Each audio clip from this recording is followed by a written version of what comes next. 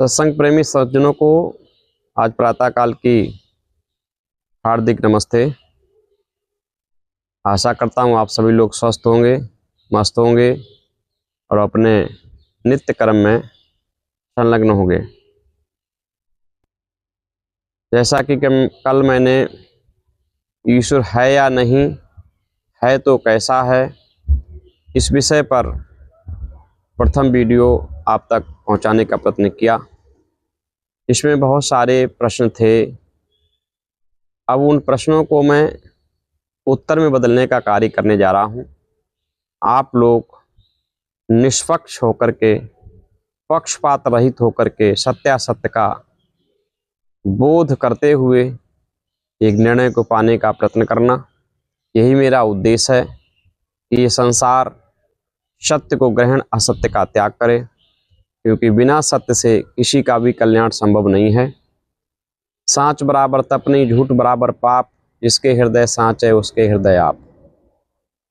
सत्य के द्वारा ही व्यक्ति का कल्याण होता है, सत्य के द्वारा ही मानव जीवन सफल होता है, सत्य के द्वारा ही उस परमात्मा का वो कृपा पात्र बन पाता है और उसके साक्षात दर्शन के योग्य भी बन पाता है।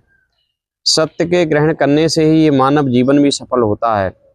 यदि सत्य से हम वंचित हो गए तो चाहे दुनिया में कितने भी कर्म करते रहें, यदि हमने सत्य के स्थान पर असत्य को स्वीकार कर लिया तो ऐसे ही मान लो कि जैसे व्यक्ति भोजन रटता रहे, यदि उसे भोजन खाने का, भोजन ग्रहण करने का बोध नहीं है तो भोजन रटता कितना भी रहे, कभी उसकी भूख नहीं मिट सकती।